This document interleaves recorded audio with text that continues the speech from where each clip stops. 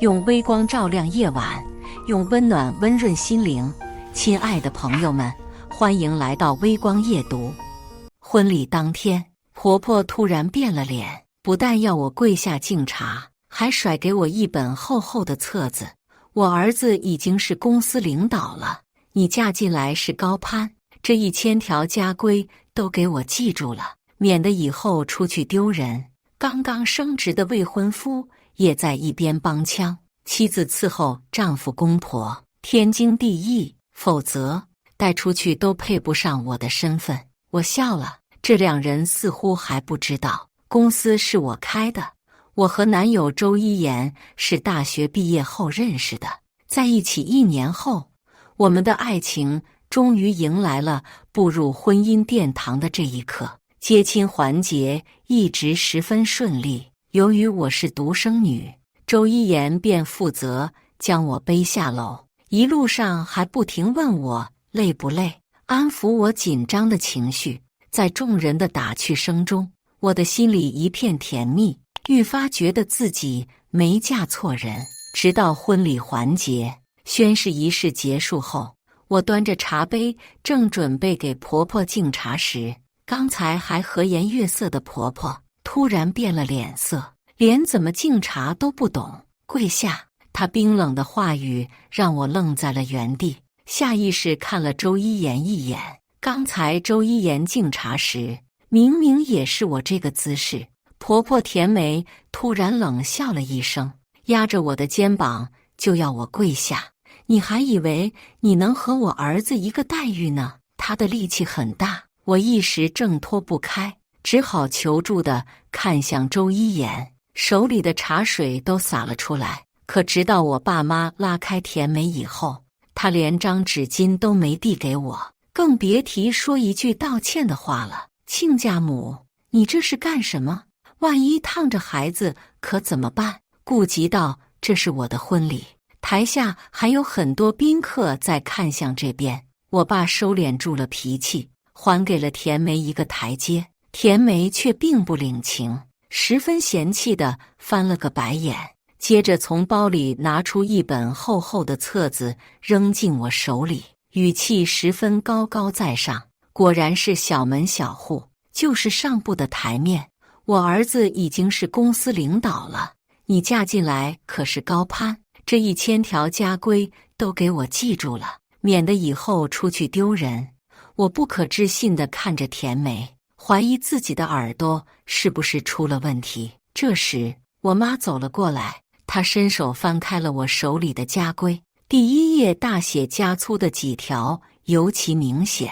周家家规第1条，凡是生不出儿子的儿媳，导致周家断了香火，丈夫则有权让妻子净身出户。周家家规第2条，儿媳在家要事事以公婆丈夫为准，做到打不还手，骂不还口，凡事要多反思自己。周家家规第3条，儿媳进门1年后没有生下儿子，不得干涉丈夫去找其他女人，还要主动安排优质资源。光是这3条就足以让我对周一言一家的好感清零了。可想到这1年来周一言的所作所为，我还是压抑住了怒气，抬头对着周一言质问道：这家规的事你也知道？周一言撇了撇嘴，满不在乎地回答：妻子伺候丈夫和公婆，天经地义，否则带出去都配不上我的身份。我看着这个与我相爱了1年的人，第一次觉得自己根本不认识他。而我妈气得伸手将手里的周家家规扔了出去，正好砸在周一言脸上。滚！你们给我滚！这婚我们不结了。苗梅本来还在心疼地看着周一言的脸，听见我妈的话反而笑了起来。结婚证领了，婚礼也办了，谁不知道你是我周家的人了？想离婚也得问问我儿子答不答应。周一言也一脸怒气地看着我，露出了真实的嘴脸。穆情，我当牛做马的伺候了你1年，还有哪个男人像我这么好？和我离婚以后，你就是个二手货，你以为还会有男人要你吗？何况只要我不同意离婚，你就还是我周家的人，就得遵守我们家的规矩。这一番话让我彻底明白了周家人之所以装了1年的原因，完全是想把我骗进他们家，当个传宗接代的工具。如果我起诉离婚，至少也要几个月的时间，足够他们想办法对付我了，更不用提归还我爸妈出的陪嫁了。但这婚我是一定要离的，所以我并没有回答周一言的问题，而是反问了他一句：周一言，你现在不过只是个主管，我们家的条件有哪一点比不上你了？周一言依然是一副心高气傲的模样。主管又怎么样？你们家不过是个暴发户，我可是凭借自己的实力做上来的，未来还会一路升职，迟早成为总裁。当初在爸妈面前宣布和周一言在一起时，我特意让爸妈隐瞒了家事，不想给周一言太大压力，只说我们家是运气好，突然赚钱了。没想到他一边看不起我，又一边想要我家的钱。看着周一言洋洋得意的样子，我伸手拿出了手机。周一言，我再给你一次机会，你现在立刻道歉，我还能晚几天辞退你。周一言先是大笑了起来，接着气息不稳地开口：开除我？穆晴，你该不会是受不了打击，开始说胡话了吧？不只是周一言不相信，就连我爸妈也十分惊讶。虽然我是独生女，但大学毕业后就开始独立创业，没有再靠爸妈的帮助，所以就连我爸妈也不知道周一言入职的公司是我的。至于升职，完全是因为周一言常常抱怨上司，我不忍心看着他愁眉苦脸，走后门给他升了一级。可我没想到他升职后的第一把火是要烧到我身上来。既然如此，看我不把柴火都给他挪个一干二净。没有再犹豫，我直接拨通了电话。喂，小赵，是我。公司有一个叫周一言的，前几天刚升职成策划部门主管那个，你现在马上通知他，他被解雇了。我挂断电话以后，不仅周一言笑得更大声了，就连苗梅也一脸讥讽地看着我。下一秒，周一言口袋里的手机就响了起来。看清来电人以后，他脸上的笑容彻底消失了。喂，赵哥，你看你知道我今天结婚，还这么客气干什么？如果不是亲眼所见，我都不敢相信周一言居然会有如此谄媚的一面。很快，他强撑的笑容也消失了，拿着手机大喊了起来：什么？穆总要辞退我？赵哥，不能这样啊！你是知道的，我在公司一向……很显然，对面只留下了一句什么，就挂断了电话，只剩下周一言拿着手机气急败坏的大叫。苗梅也慌了不少，连忙凑上前问道：儿子，到底怎么一回事？这穆总是谁？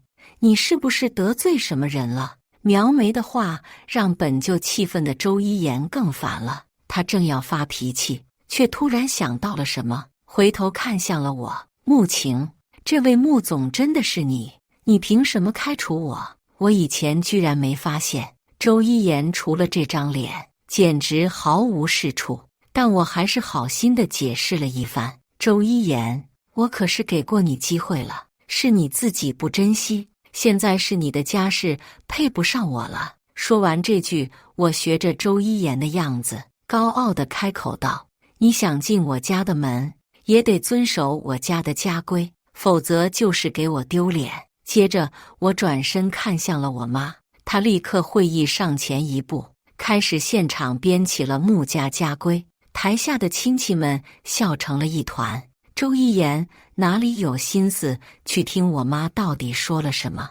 她气得脸色通红，双眼死死瞪着我。而苗梅正骂着每一个大笑的人。本以为丢了工作够给周一言两人一个教训了，却不想仅仅到了第二天，两人又缠了上来。一大早，我家的门就被人敲得砰砰作响。我妈一看是周一言，当即就要把门关上，却被苗梅伸出的手臂卡住了门框。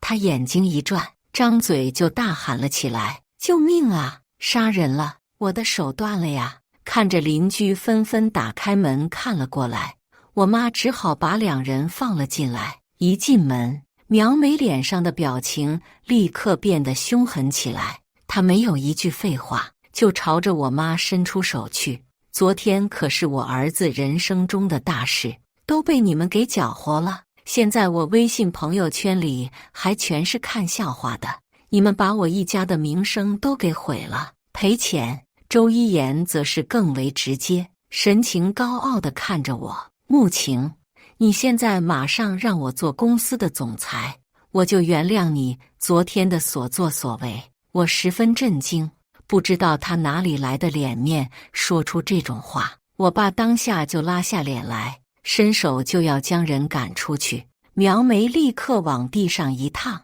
大喊大叫了起来：“各位邻居都来评评理呀！这儿媳妇就因为我儿子说了几句重话，就滥用职权把我儿子开除了呀！我们全家可都指望儿子一个人啊，这是要我们的命啊！”我赶紧上前一步，掐了自己一把，也哭了起来：“阿姨，你们周家拿1000条家规来侮辱我，你怎么不提？”说着，我就把前3条添油加醋复述了出来。这一下，邻居也不偷偷议论了，纷纷吐槽起了苗梅的离谱，还有人主动说要帮我们把这一家人赶走。苗梅气得脸上一阵青白，看着围观的人，挨个瞪了一眼，才拉着周一言离开了我家。这以后，周一言一家在小区里也出了名，还有了外号叫1000条。母子2人气的时常和人对骂，倒是没再来找我的麻烦。直到这天，我去公司验收1季度成果时，突然迎面撞上了周一言。他一看到我，吓得跳了起来，惊慌失措地跑了出去。我皱了皱眉，心里闪过一丝不好的预感，连忙去保安室打开监控，调出这几天的视频看了起来。我也这才知道，周一言根本没有办理离职手续，他拿着和我的结婚证，在所有人面前狐假虎威。顺利进来以后，他径直来到我的办公室，撬开保险柜，卷走了里面的现金。看到这里，我心里怒火中烧，拨通了报警电话。只是我没想到，周一言面对警察也依然无赖得很。警察同志，我和穆晴是夫妻关系，这是我们俩之间的家事。我作为丈夫，还没权利使用夫妻共同财产吗？再说，这事穆晴本来就同意了，只不过前几天我们闹了点矛盾，她气不过，才想报警给我点难堪，倒是浪费你们时间了。我看着周一言无比熟练的仅凭3言2语，就把一切说成是我故意为之，还能给我安上一个浪费警力的罪名。警察这时也看向了我，似乎在等着我拿出证据来反驳。的确，我并不能证明自己是不知情的。周一言，文盲就该好好学习，别到处丢人现眼。公司里的一切都和你没关系，因为这是婚前财产。最后4个字我特意加重了声音，一字一句地说给周一言听。周一言这才慌了起来，可惜证据确凿，只得不情不愿地把钱还了回来。得知还要上缴罚金以后，周一言气得大骂：“穆晴，我告诉你，只要结婚证还在1天，你就永远逃不出我的手掌心。你给我等着！”他似乎以为这样就能拿捏住我了，那他可就大错特错了。有了这次犯罪记录以后，我立刻联系律师，准备起诉离婚。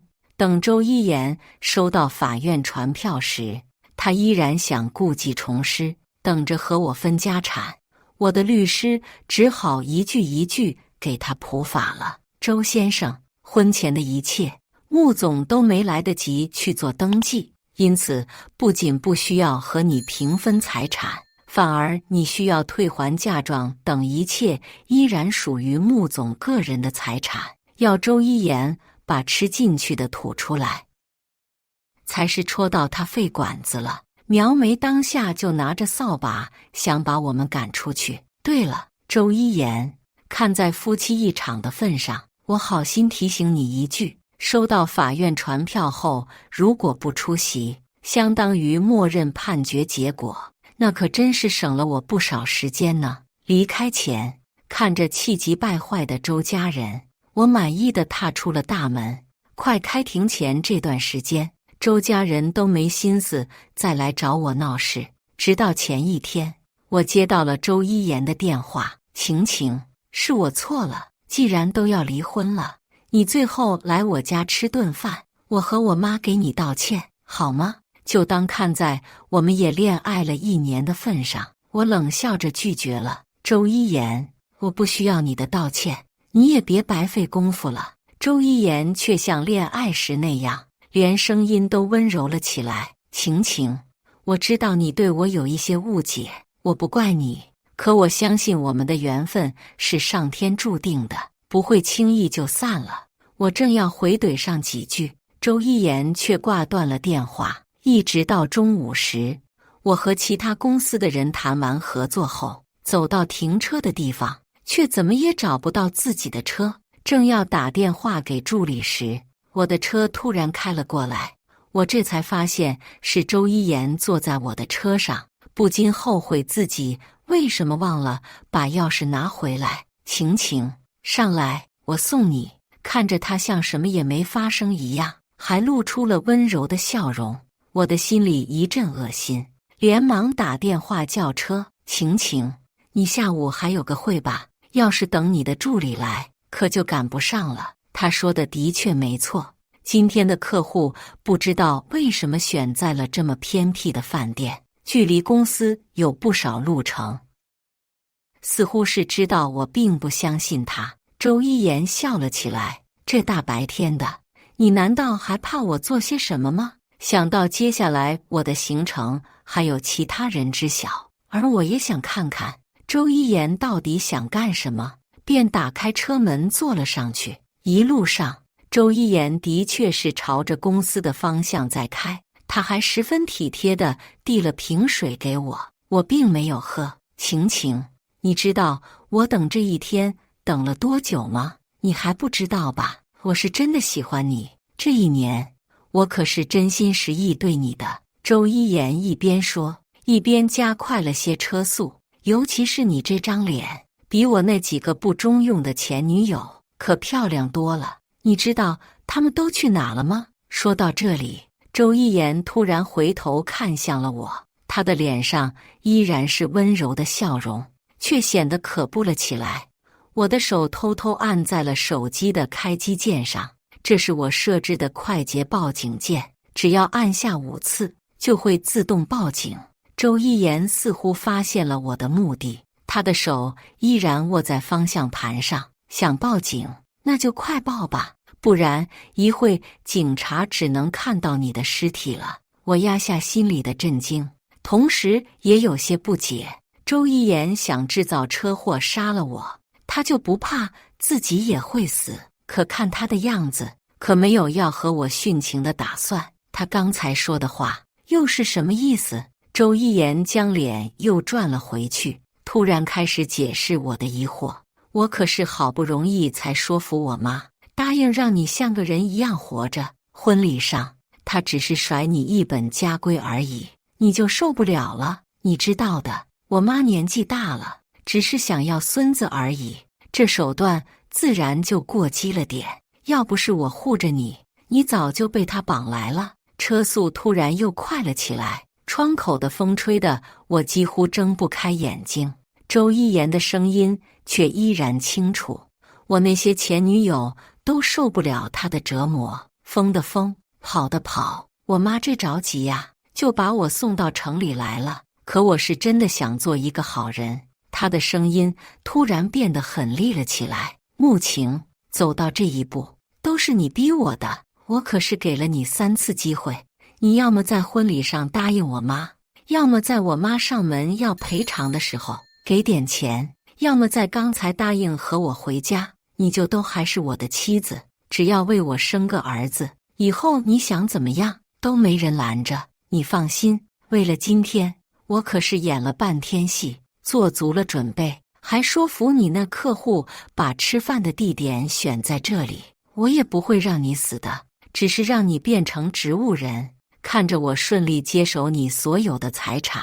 我甚至来不及骂上几句，就看见视线里出现了一座山，而周一言没有半点犹豫，直接撞了上去。等车祸痕迹足够了以后，周一言将车停了下来，他拉开安全气囊，顶着额头的血迹，打开车门翻了出去。而我这边的气囊显然被他做了手脚，我最后的意识是看见车身冲出护栏，往海里摔去。再次醒来后，我正躺在医院的病床上，只是眼睛还有些睁不开，耳边响起拍照声和周一言哭泣的声音。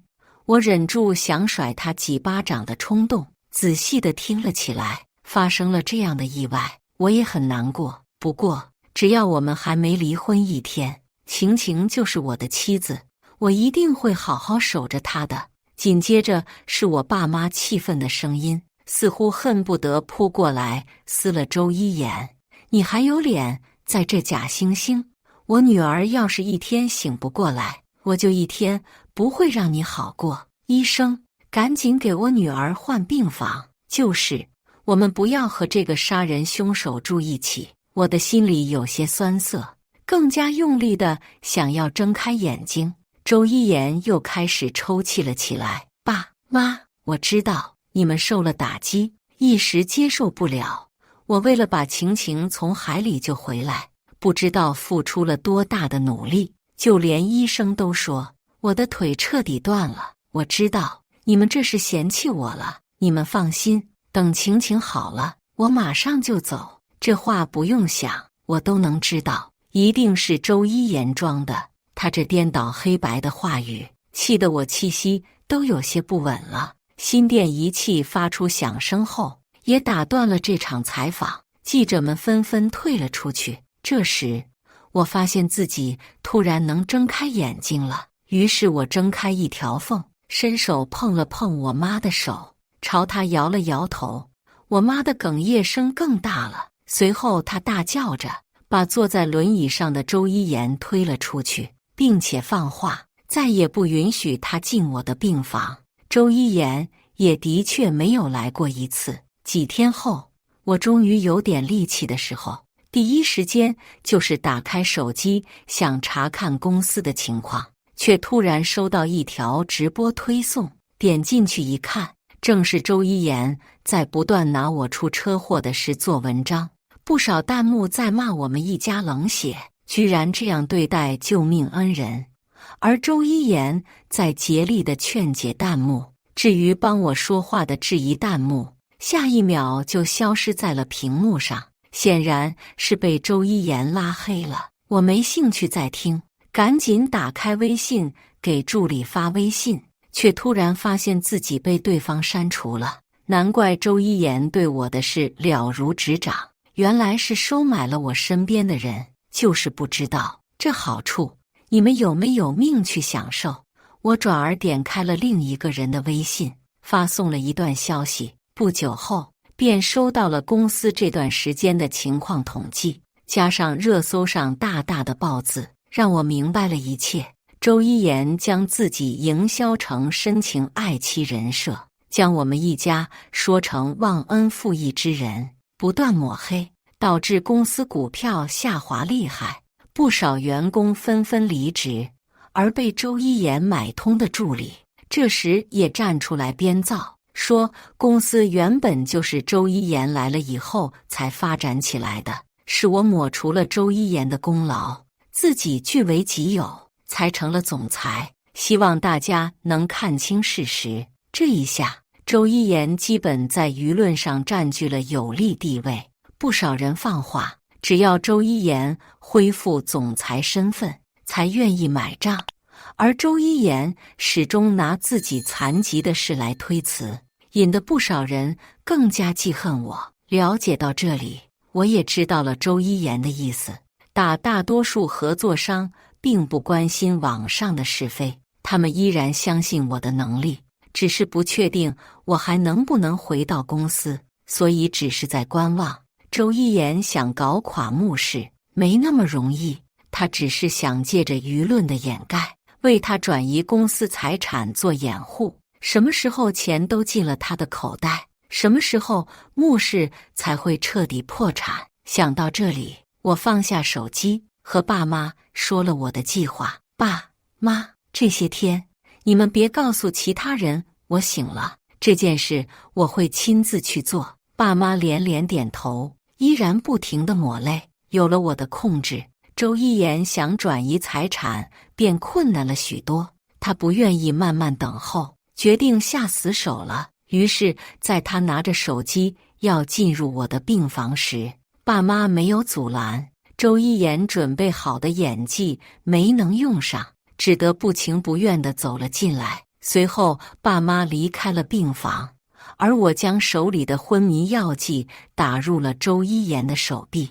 在他昏迷后，我捡起了地上的手机，直播间的弹幕跳得飞快。这女人怎么诈尸了？吓死我了！你要干什么？不会要杀人吧？我可报警了呀！凶案现场好刺激！周一言直播到现在，直播间几乎没有人是相信我的。我无视这些弹幕，点开了黑名单列表，果然看到了不少用户。随手全部解封以后，直播间这才热闹了不少。谢谢姐姐把我从黑名单放出来，一听说换人了，立刻赶来，果然被解封了。前面的多少钱一条啊？带我一个呗！我不再去看这些吵架的弹幕，只是对着镜头微微一笑。既然你们都相信周一言的话，敢不敢和我打个赌？很快就有不少弹幕答应了下来。我拿出早就准备好的烟雾弹，在镜头前展示了一下。周一言的腿根本没断，一会他就会醒来。我会继续躺回床上，等烟雾弹炸开。你们只要骗他是起火了，他一定会马不停蹄从轮椅上站起来往外跑。尽管依然有人不信我，但也有弹幕觉得有意思而答应了下来。这时一旁的周一言动了动手指，看着快要醒来，弹幕这才相信我没有要他的命。而我将手机放在周一言的手里，就引爆烟雾弹躺回了床上。嗨可怎么回事？怎么这么多烟？很快周一言的声音响了起来。这时病房里的火警报警器也响了起来，而我爸妈适时地在门外制造火光，大喊了起来：医生，你让我进去，我女儿还在里面，我要去救她。外面着火了又怎么样？我就这一个女儿啊！周一言几乎立刻跳了起来，完全没有看我一眼，就推着轮椅窗口走。随后他站了起来，踩在轮椅上就往外跳。我打开手机，不用我去买热度，周一言跳楼逃生的视频就传得沸沸扬扬，还配上了大字：医学奇迹，双腿残疾也能火场逃生。整整一天，周一言的视频都没有从热度榜第一下来。不少网友纷纷留言怒骂他，还爱妻好男人呢，你可真是恶心，笑死我了！起火了，跑得比谁都快，腿也不瘸了，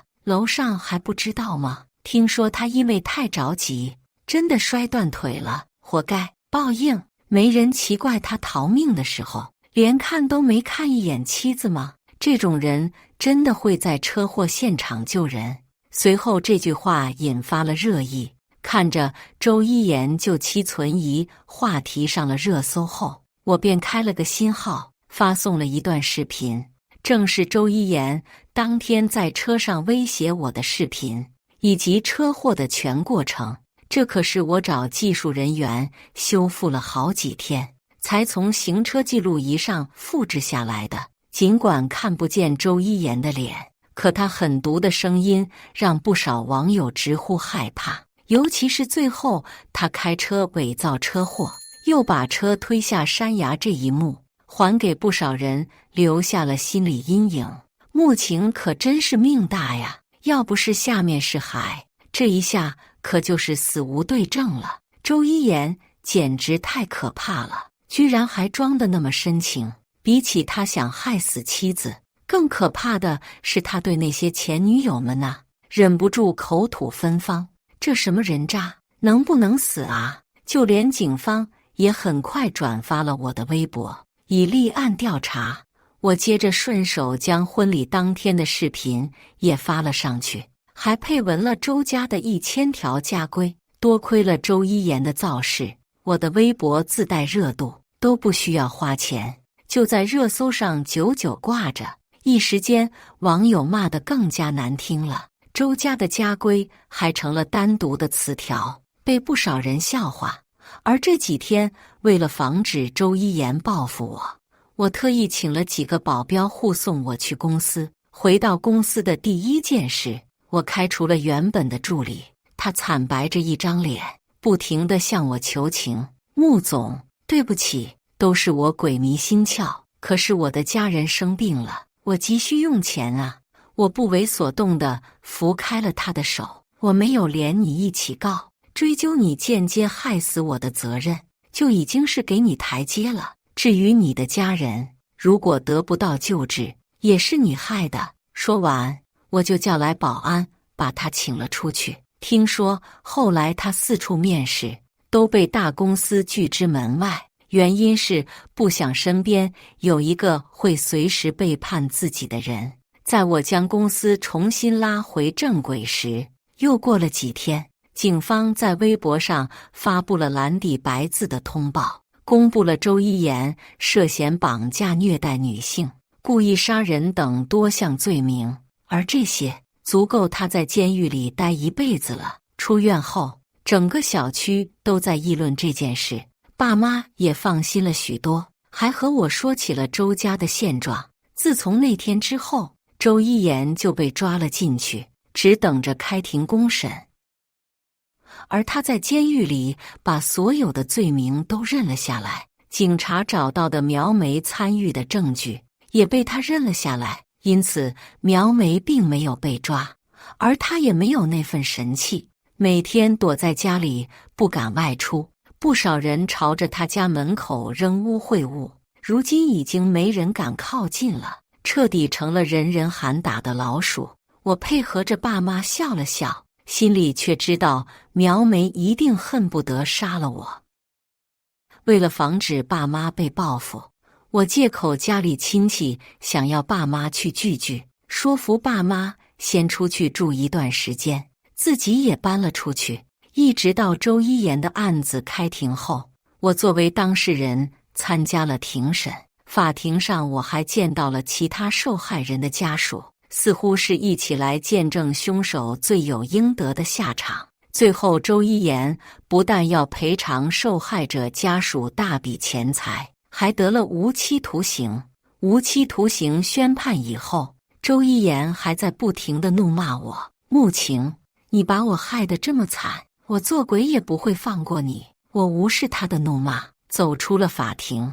几个受害者家属连忙追了上来，向我道谢。好不容易脱身后，我只觉身后似乎有谁在看着我。一连几天，这种错觉都始终存在，但我雇佣的保镖没一个掉链子，监视我的人始终没找到机会。这天下班后，路边突然有个小女孩窜了出来，撞在了我的腿上。对不起，对不起。我看着小女孩浑身是泥，似乎很着急的样子，也没再追究，只是叮嘱她小心点。小女孩却伸手拉住了我的衣袖：姐姐，我迷路了，你可以带我去找奶奶吗？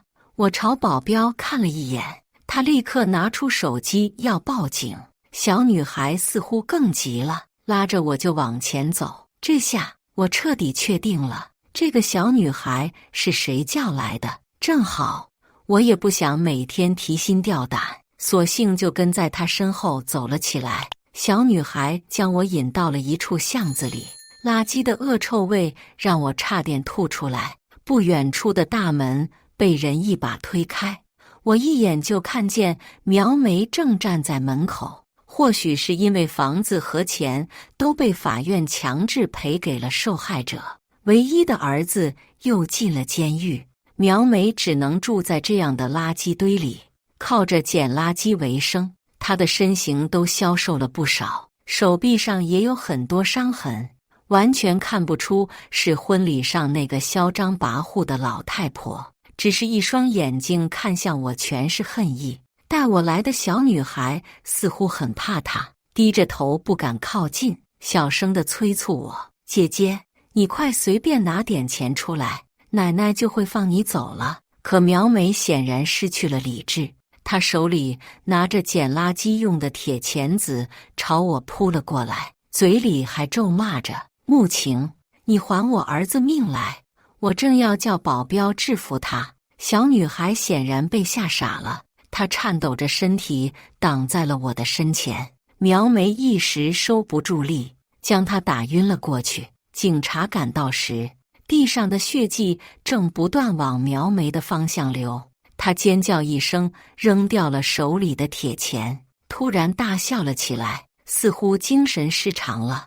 而我伸手探了探小女孩的呼吸，这才松了口气，便让人把她送到医院去了。今天后，警察告知我，苗梅彻底疯了，只能送去精神病院。我去警察局确定时，没有错过苗梅依然瞪着我的眼神。既然她愿意装疯，那就装一辈子吧。于是我亲自替苗梅办理了入院手续，打点好了一切。听说医院里时常响起苗梅痛苦的惨叫声，不过短短几天，苗梅就闹着自己没疯，要出院。可惜没有一个人相信她。至于那个小女孩，似乎是周一言某一个前女友生下的，因为是女孩，周家一家人都不喜欢，还把她带出去扔了好几次。很可惜，每次都被警察送了回来。最后，苗梅就把人扔在了垃圾场的房子里，任由女孩自生自灭。直到苗梅想要报复我时，才想到了她。女孩出院后，始终哭着向我道谢，离开时还紧紧抓住了我的衣袖。姐姐，你能当我妈妈吗？我会很听话的，我什么活能做的？我看着女孩可怜兮兮的样子，叹了口气。我可不想再和周一言有关的人扯上关系了，于是我只好联系了福利院，将女孩送了进去，希望能找到一个真心想要收养她的人。事情都结束后，我也带着父母彻底搬去了其他城市，开始了新的生活。故事完，接下来是我们本期第2个故事。大伯哥要结婚，彩礼还差8万块。婆婆盯上了我和老公的年终奖，老公两手一摊，没钱，我帮你们带了2年孩子，就是请个保姆也不止这点钱吧？你要是不给我钱，我现在就回老家。老公冷笑，我们每个月给你5000块，伙食费另外给，你不用做饭，就在小区幼儿园接送个孩子。既然你觉得委屈，那就从我家搬出去吧。大伯哥比我老公大6岁，今年36，谈了好几个女朋友，上一个都要结婚了。结果不知道怎么的，女方突然反悔，跟他断了联系。好不容易有人愿意嫁，还是个离过2次婚的，开口就要20万彩礼。婆婆怕大伯哥一辈子打光棍，二话不说答应了，一边张罗婚事，一边想办法凑钱。这不，她把主意打到我们身上。从老公开口的那一刻，我揪着的心就放了下来。见老公不愿意拿钱，婆婆拉长了脸，是不是苏云的意思？我就知道她不是个好的，当初我就不该同意你们结婚。你本来就不同意我跟他结婚，是我坚持要跟他在一起。婆婆被老公对的一句话说不出来，老公也不理她，一头扎进厨房。我在旁边陪孩子读绘本。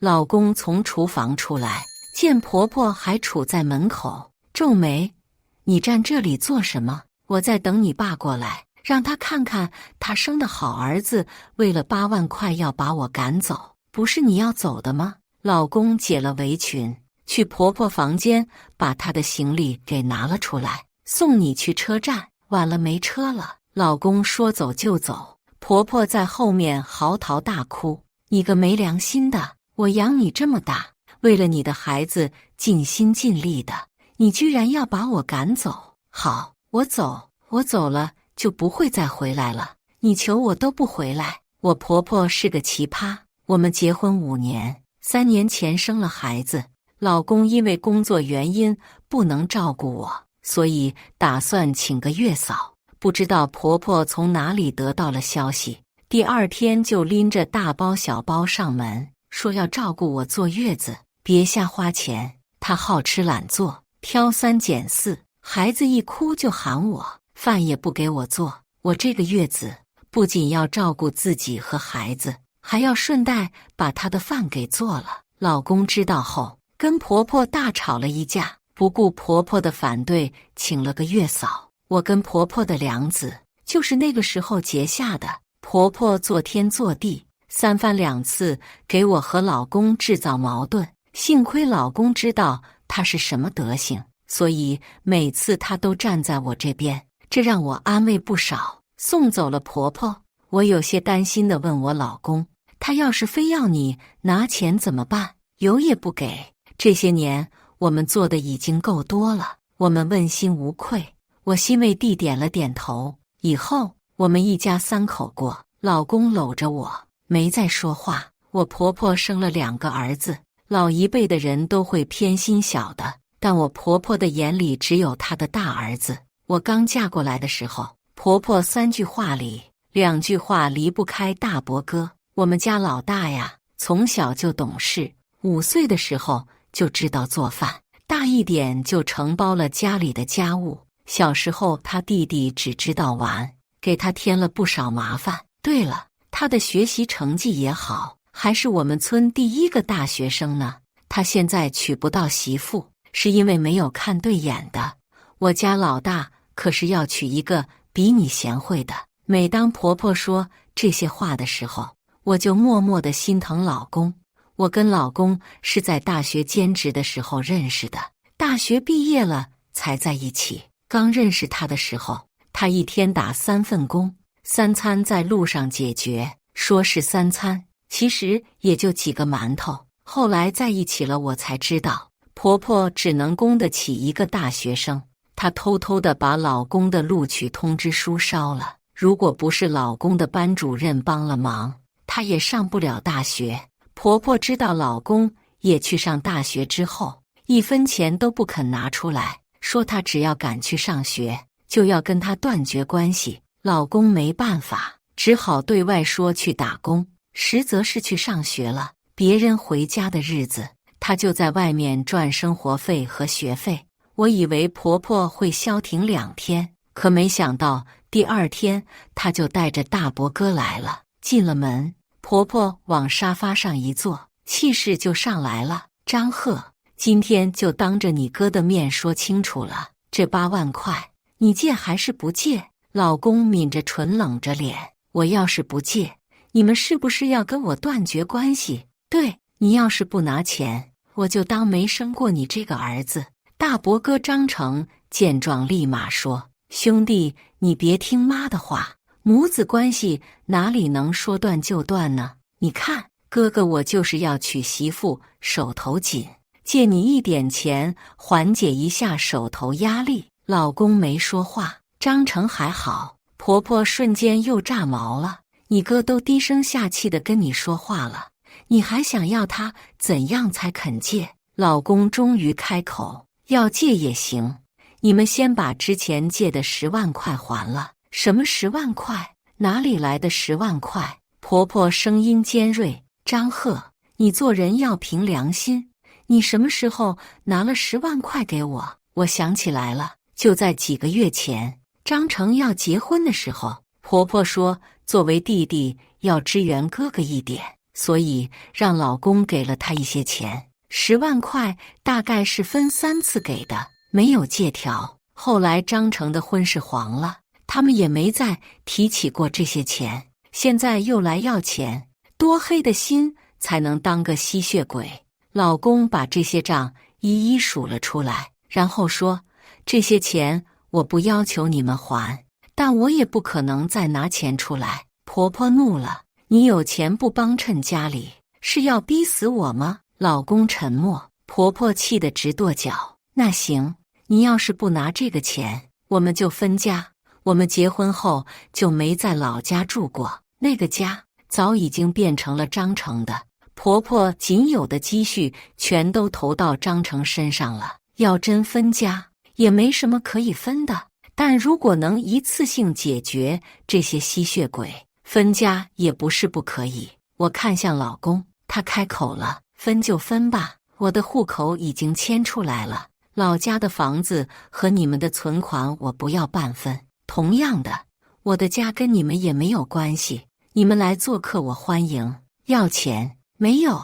老公以前多少会给他们面子，说话做事留3分，如今他说这些话，无非家人让他寒了心。婆婆和张成看我老公的眼神跟见了鬼一样，半天没缓过来。过了很久很久，婆婆嚎了一声，作孽啊，我怎么生了这么个儿子？张贺，你是要遭天打雷劈的。张成拉了把我婆婆，示意她别说话，转头对我老公说，兄弟你别往心上去，妈就是在气头上，这大过年的分什么家呢？这不是让人看笑话吗？老公不吃他这一套，话都说出来了，怎么能收回去？张成的脸色瞬间就变了，让人意外的是，他忍住了，好声好气地说，那可不行，这是得让爸做主。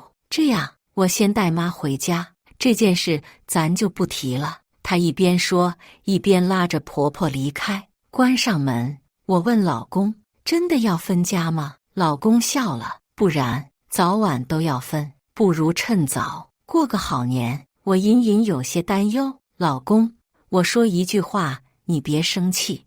你说，我觉得他们这次还有别的目的，弄不好这个年都过不好。老公倒是不担心，有我在，不会的。去收拾东西，我们出发。我茫然看他，去哪？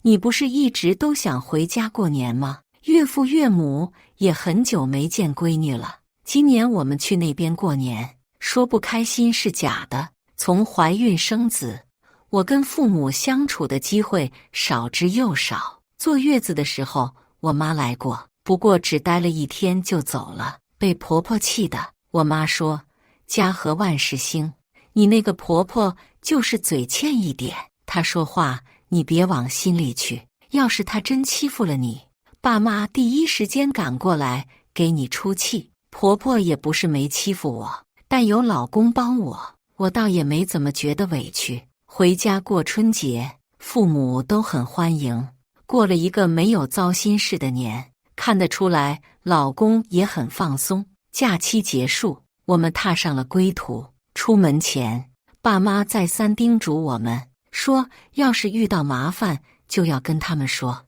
大家一起解决。我以为是我爸妈知道了什么，一边应下，一边让他们别担心，等我们回去，婆婆要是再闹，就按照老公说的，强行去村里找长辈作证，分家就好。但我们怎么都没想到，婆婆竟然还给我们准备了一个天大的惊喜。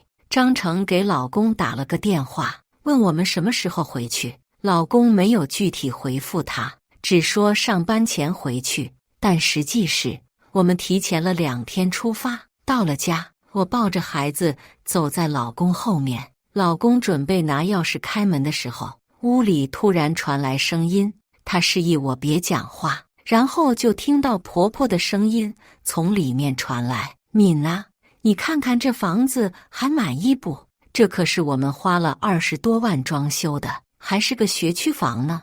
到时候给你跟阿成当婚房。”我跟老公对视一眼，楼道的灯光下，我看见老公眼底燃烧着熊熊怒火。我连忙拉住他，朝他摇摇头。里面的声音继续传来，是一个陌生的女生。可是这里有人住过，还有小孩的玩具，那是阿成他弟弟的孩子。婆婆抢先说：“阿成他们放假了，回来就住这里，等你们结婚了，他们肯定不会住在这里的。”这样啊，那行吧，只要你们拿着20万彩礼去下聘，我可以马上去领证。婆婆乐开怀：“好好，择日不如撞日，明天我们就上门下聘去。”我跟老公没有回家，而是去了附近的酒店，哄睡了孩子。老公坐到我身边：“你是不是觉得我很窝囊？”刚才老公没有冲进去质问，而是一声不吭地带着我走了。我知道她对婆婆还有期待，毕竟是血缘亲人，不到万不得已也不会闹到无法挽回的地步。假如我们当着他们的面闹了，以婆婆的那张嘴，我们有理也会变成无理。我摇头，我知道你有自己的想法，我也相信你不会让我和孩子受委屈的。张赫目光幽深：“放心，我不会把房子给他们的。”我知道他有了主意，便没再问。第二天，我醒来时，老公已经穿戴整齐，还买了早餐回来。他们已经走了，吃了早餐，我们就回家。他的反常让我有些担心。想了想，我还是对他说：“老公，你别给自己太大的压力，房子和房本都是写的我们的名字，没人能把我们赶走。”我知道，在张赫的心里，我们恋爱的时候，他没有能力给我准备惊喜，也没有太多时间陪我，所以婚后一直都在尽力补偿。他从来都不会把压力分给我，我能过上这种相对轻松的日子，他功不可没。吃过早餐，我们就回家了。张赫把我们送回家，就出了门。没多久，有人敲门，竟然是之前照顾我的月嫂。李阿姨笑着对我说：“你家张赫对你真是好，非要我回来照顾你，以后你就只管上班，孩子交给我。”不等我从茫然中反应过来，婆婆和张成就来了。婆婆的手里有我们家的钥匙，她本来还有说有笑的，进来一看到我们就变了脸：“你们怎么在这里？”我把孩子交给李阿姨，李阿姨很有默契地抱着孩子回了儿童房。婆婆想追上去，被我拦下。她瞪我：“家里怎么会有外人？苏云，你又在搞什么？”想到昨晚我们听到的那些话，我压着脾气说：“这里是我家，我怎么就不能在这里了？”婆婆指着儿童房的方向：“那他呢？你都坐完月子了，怎么还请个月嫂？”我愿意。苏云，你现在没上班呢，你就指望着我儿子那点工资来养家？你什么事不能干，你还请月嫂？其实我的工作比较自由，虽然在家带孩子，但收入也很可观。请保姆是因为老公想让我全职上班，不让我太累。我慢悠悠说：“李阿姨能带孩子，能干家务，还能给我们准备1天3顿，这钱花的值。”婆婆是个人精，很快就反应过来我在含沙射影她气得跳脚：“那你的意思是，我不该拿我儿子给我的养老钱？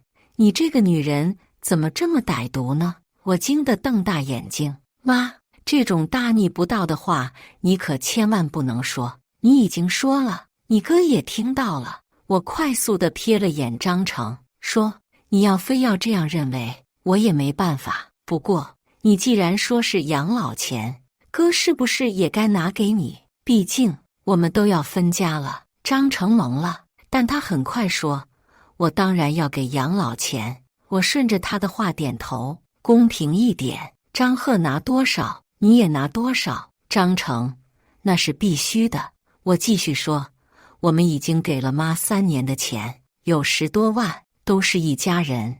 我也不想算太清楚，你就当着我们的面给妈10万块吧。张成目瞪口呆。10万块？我点点头。我们给了将近12万。妈她这一年有接送孩子，我们也不能算得太清了。张成为难了。这是肯定的，因为他结婚非但1分钱拿不出来，3金也是婆婆贴的，而我结婚的时候，彩礼3金酒席和房子这些都是我跟老公一起努力得来的。婆婆偏心，她一定不会这样看着张成为难。果然，她怒声说：“什么养老钱？一家人算得那么清楚，做什么？”苏云，你要是不想给，可以不给，别这样为难你哥。我立马点头，那我就不给了。回头我跟张贺说一声，你们还有事吗？没事的话，我要休息了。老公回来后，我把这些事一字不漏地告诉了他。李阿姨在房间也听到了，时不时学一学婆婆和张成的表情，惟妙惟肖。末了她说：“张贺呀，你是没看到你妈跟你哥走的时候，那脸色有多难看？”老公眼底染上了笑意，想象到了，也是，老公最了解他们。夜里，老公夸我表现得好，我问他为什么不生气，他说：“我还担心你在家里受欺负了，现在看来，我的担心是多余的。”我没好气瞪他：“你怕是忘了我是辩论队的。”老公不知道想起了什么，搂得我更紧了。我推开他，很认真地说：“张贺，你可以试着把压力分我一点，不要一个人扛。如果什么都让你一个人扛，那我们结婚又有什么意义？”他沉默了很久，最终松了口：“好，他们明天去领证，我们这样做。”第二天，我把家里的3姑6婆都喊了过来，说是要请他们吃个团圆饭。老公这边除了婆婆，其他亲戚的3观都很正。我把公公也喊了过来，正招待他们的时候，婆婆打开门进来了。她有说有笑的，在看到一屋子的人之后，瞬间变了脸：“你们都来了。”公公第一个说话，脸上喜气洋洋的。小云跟我说：“阿成今天去领证，让我们过来吃个饭，怎么样？证领了吗？”最后那句话是对张成说的。张成搂着一个陌生女人，想必就是程敏，张成刚领证的老婆。程敏扫了眼屋里的亲戚，眼里的厌恶藏都藏不住。张成也不知道有没有看到，他介绍道：“小敏，这是爸，他一定是来替我们庆祝的。”公公朴实笑着打招呼，手却不知道往哪里放，拉了凳子让他坐。程敏不乐意：“这里哪里还有我的位置？你们坐，我回房就好。”张成，你也跟我一起回房间吧。程敏上次来并没有去房间参观，他以为这个房子已经是他的囊中之物，他径直朝主卧走。公公见他去的方向不对，提醒道：“那是阿赫的房间，你们休息的话可以去书房。”程敏停下来，不解地问：“张贺为什么会住在主卧？有这样的道理吗？”此话一出，在场所有的亲戚都看向了他。公公也是一脸茫然，这是张贺的房子，他跟他媳妇不该住这里吗？这怎么就变成了张贺的房子了？张成，这是怎么回事？程敏看向张成，张成想说什么，但因为我在旁边，他面色尴尬，上前牵着程敏，想要带他回书房。然而程敏不是这么好欺负的，他甩开张成的手：“张成，你今天要是不说清楚了，我们现在就去离婚。”张成还没开口，婆婆已经嚎了起来：“哪能呢？你们的结婚证都还没焐热，怎么能去离婚？再说，现在离婚有个冷静期，离不了。”程敏的面色也冷了下来：“所以你根本就没房没车，这房子也不过是你拿了你弟弟的来糊弄我。”婆婆急了：“我们又还没分家，这房子是他兄弟的，也是他的。再说了，不还给了20万彩礼吗？这时，张成的姑姑开口了：“嫂子，你找我借钱就是为了凑彩礼呀？你这可不厚道。我之前给你介绍的那闺女只要8万彩礼，人家还是初婚呢。”婆婆冷哼：“就她那长相，能配得上我儿子吗？我家小米月薪过万呢，你介绍的那丫头才多少啊？”姑姑的脸色也难看起来，看了眼张成，到底没说什么。程敏听婆婆这样说，她看我们的眼神像是高人一等。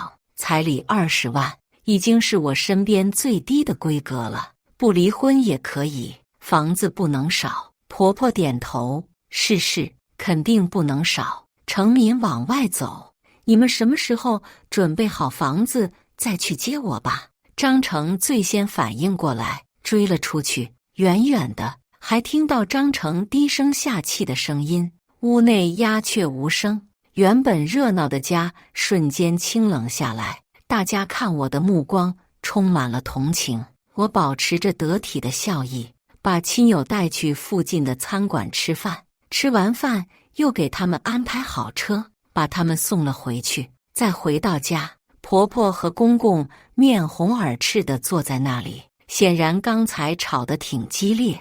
我装作什么都不知道，对公公说：“爸，姑姑婶婶们都回去了，你看，要不今晚就留下来休息。”公公一直都明事理，他拒绝了。今天你也累了，还得照顾孩子，我们就不留下来给你添麻烦了。婆婆嗤笑：“她还照顾哪门子的孩子？学人家请保姆呢。苏云，我跟你说，明天就把保姆辞了。我儿子的钱不是这样让你糟蹋的，这是我的主意。”张贺不知道什么时候回来了，从玄关走到我的身边。婆婆一看，开始告状：“张贺，你看看你把他惯成什么样了，现在你给他请保姆，以后我们老了都指望不上他伺候我们。”我不由得皱眉。关于养老的问题，婆婆一开始就说了，以后张成一定比张贺有出息，所以他不要我们养。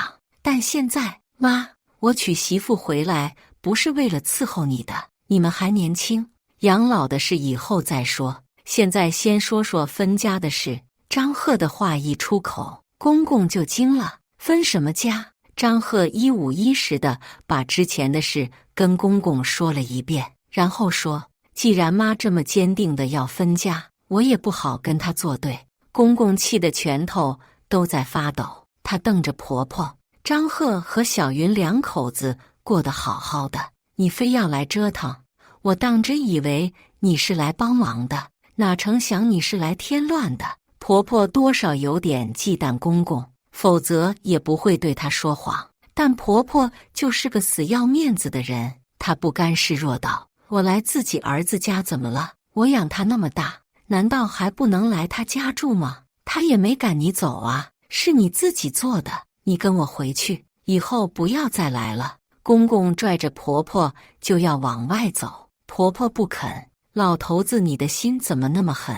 阿成当初为了借钱给你看病，3更半夜走了10里地回家，他一家一户的跪过去，才给你凑成了救命钱。跟阿成这点孝心比起来，我就是住张贺这里又怎么了？跟他大哥那点牺牲比起来，我就是给他找点麻烦又怎么了？兄弟如手足，他哥现在遇到问题，他难道帮都不帮吗？”我震惊地看向张贺，浑身抑制不住在发抖。“老公，如果我没记错的话，那是我们大学刚毕业的时候发生的事。”张贺听到家里出了事，连夜赶回来。那个时候家里晚上没车，他坐车到了县城，借着手电筒微弱的光走了回去。再回来的时候，我发现他的膝盖受了严重的伤，但他怎么都不肯说是怎么伤的。也就是说，婆婆口中做这些事的人不是张成，而是我老公张贺。眼看着我就要把真相说出来的时候，张贺阻止了我，他朝我摇了摇头。我瞬间明白了他的意思，没再继续刚才的话，反倒是婆婆看到我欲言又止，她又开口了：“怎么，你有意见？你有意见也得给我忍回去。”张贺问她：“妈，那一次哥给了你多少钱？”婆婆自豪地说：“你爸那次做手术花了6万块，你哥后来不到半年就把这些钱给还给了邻居。你听妈说，这房子就借给你哥嫂子住一段时间，到时候你哥买房了就搬走了。”张贺依然冷静：“要是到时候他不搬走了呢？”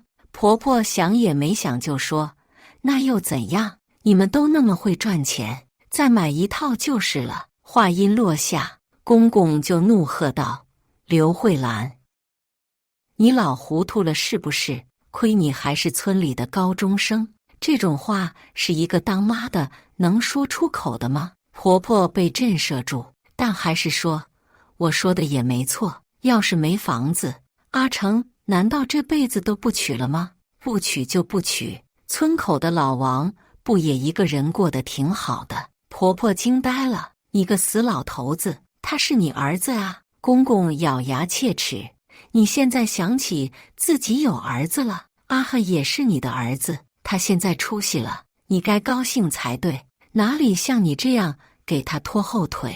婆婆愣了半晌，往地上一坐：“你个杀千刀的，我不活了，不活了！我阿成要是不能结婚，我去死了算了！”公公怒斥他丢人现眼，半拖半拽，把他拽了出门。我怕出什么事，想跟上去，被老公拦下。我去，很快老公回来了，别担心，妈爱面子。进了电梯就恢复正常了。我哭笑不得，还是爸有办法。本以为婆婆会这样消停，没想到等我们都上班后，她又开始作妖了。接到李阿姨的电话的时候，我刚到公司，匆匆忙忙跟上级请了假。我赶到家时，李阿姨站在家门口，行李丢了一地。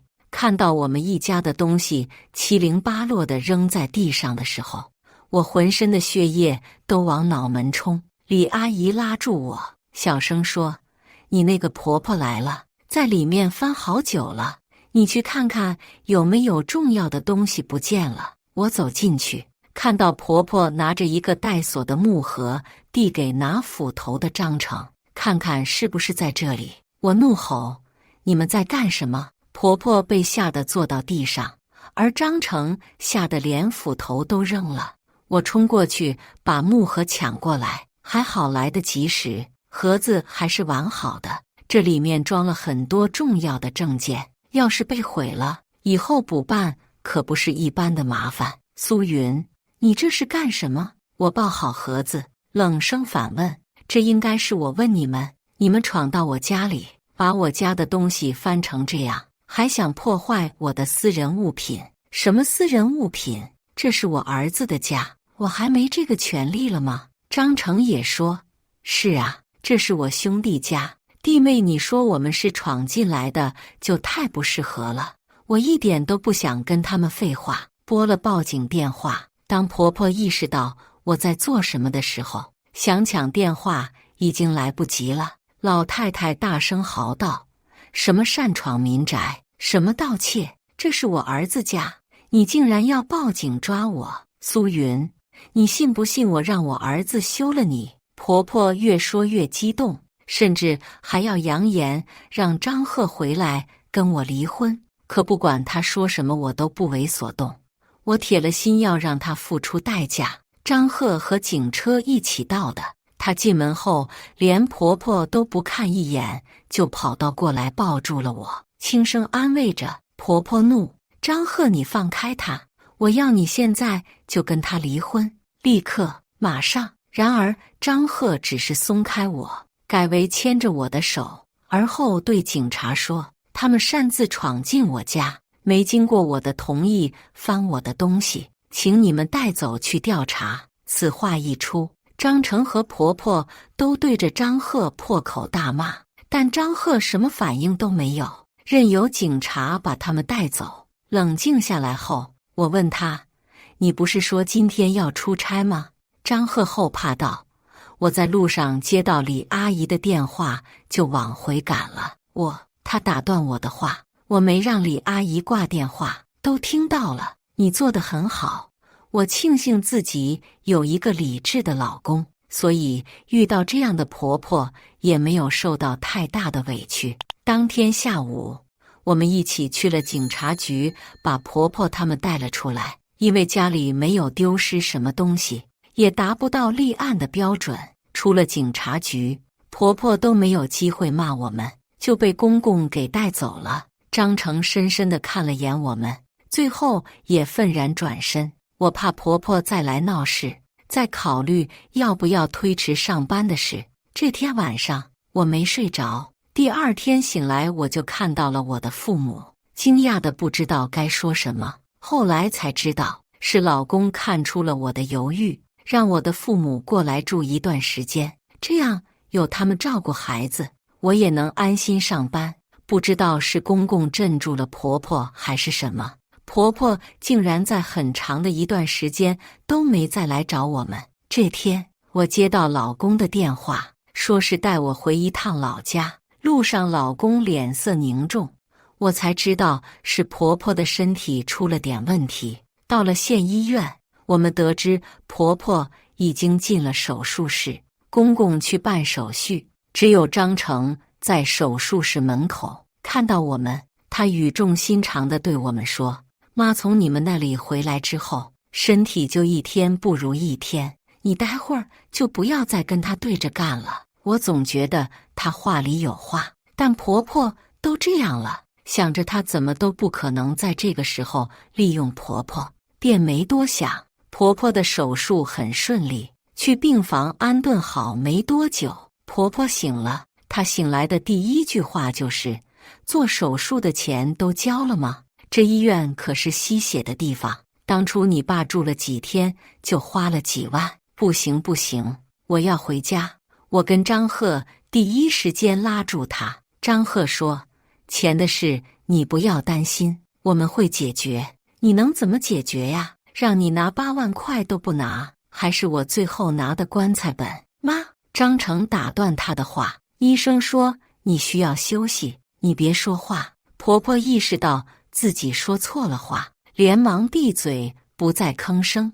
我跟张贺对视一眼，他说：“我们去买点吃的，待会儿爸回来就别让他到处跑了。”医院周围吃的选择不多，我看着张贺按照每个人的喜好分别买了吃的，心里很不是滋味。婆婆为了张成，连她的棺材本都拿出来了，这偏心的程度显而易见。倒不是因为贪他这点钱，而是心疼张贺，明明也是亲生的，却要被这样对待。往回走，我们走到病房门口的时候，听到婆婆在说话：“你说的这个方法真的有效吗？她早晚都得知道我是肾结石手术，到时候怎么让她把房子让出来？”张贺的脚步顿住，我下意识牵住他的手。张成的声音继续传来：“你待会儿就说你要留在城里养病，等住进他家后，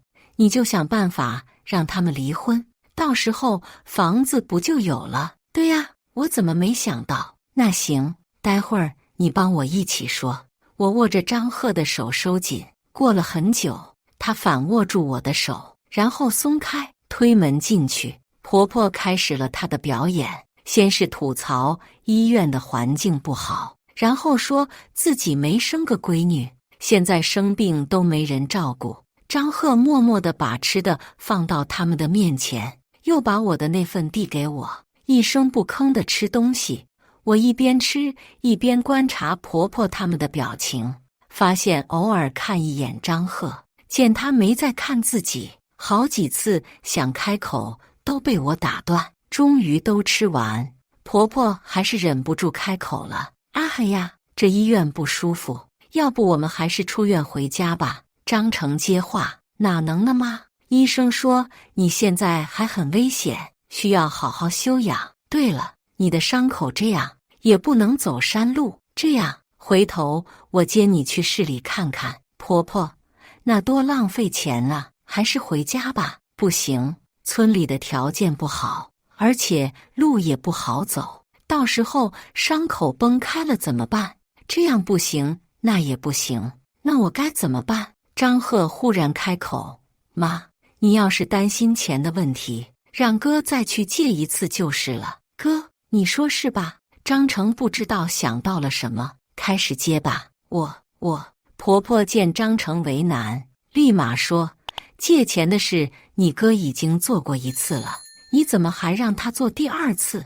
张贺看着张成：是吗？哥，上次爸生病真的是你去借的钱吗？而且还在半年内还清了那笔钱。我要是没记错的话，那段时间你根本就没工作，你哪里来的钱还债？张成被张贺说得面红耳赤，又不好在婆婆面前承认，他拉着张贺：我们去外面说。张贺疏离地抽出手：就在这里说，免得妈误会了。张成拉长了脸：张贺，你非要让我难堪吗？有些事非说不可，我被骂了那么多年，也该到你了。公公在这个时候走了进来，他不知道弟兄俩在说什么，刚要问，婆婆就抢先了一步开口：什么意思？张贺，你刚才说的借钱的事是什么意思？不是你哥借的吗？张贺的面色很淡：那些钱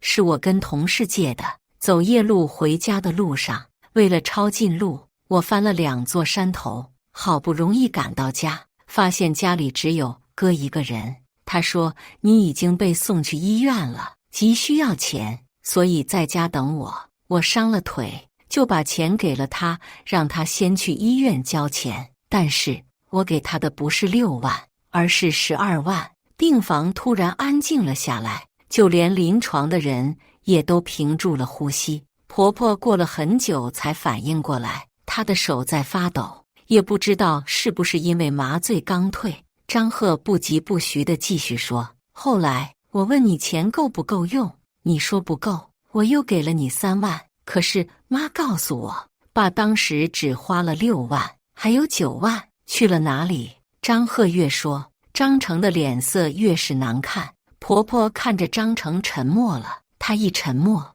张成就没了底气。于是她对婆婆说：妈，那些钱我都拿来孝敬你了，可不是我偷偷的藏起来的。妈，你要相信我呀。我听不下去了。张成，我尊敬你是张贺的哥哥，所以才一直在忍耐你，但你连这个都不肯承认的话，你算什么男人？跟你当亲戚，我真感到羞愧。